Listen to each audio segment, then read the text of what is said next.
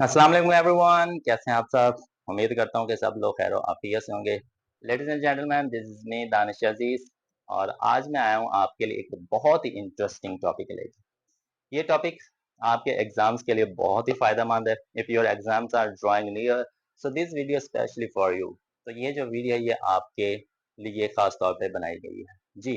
जैसा कि आप जानते हैं, जब आप एग्जाम देने जाते हैं, so there are two things. एक सब्जेक्टिव पोर्शन होता है और एक ऑब्जेक्टिव पोर्शन होता है। सब्जेक्टिव पोर्शन तो आपने अगर लेक्चर्स लिए हुए हैं, सो आई होप सो कि आप उस सब्जेक्टिव पोर्शन को बड़े ही अच्छे तरीके से डील कर सकते हैं, उसको कर सकते हैं। मसला आ जाता है थोड़ा सा ऑब्जेक्टिव पोर्शन में, एमसीक्यूज के अंदर। So there is no need to get worry.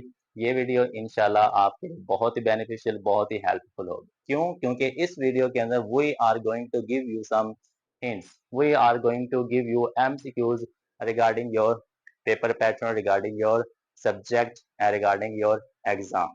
ये वीडियो के अंदर आपको ऐसे एमसीक्यूज मिलेंगे जो आपके एग्जाम के रिलेटेड अहम भी होंगे और अकॉर्डिंग टू योर सिलेबस भी होंगे।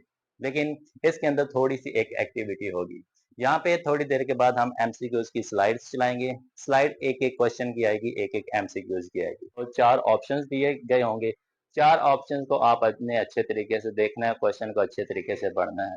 और वहां पे एक छोटा सा टाइमर चलेगा और टाइमर चलते साथ ही आपने सोचना है कि इस क्वेश्चन का आंसर कौन सा हो सकता है। और राइट ऑप्शन को अपने जहन के अंदर रखिएगा। अगर आपका आंसर ठीक आता है तो खुद को अप्रिशिएट जरूर कीजिएगा। तो इस तरह की एक्टिविटी होगी। अगर क्वेश्चन समझ में नहीं आता तो आप डिस्क्रिप्शन के अंदर ही बता सकते हैं। आप वीडियो को पॉज करके उसको अच्छे तरीके से समझ भी सकते हैं। So this is going to be a very interesting activity for you.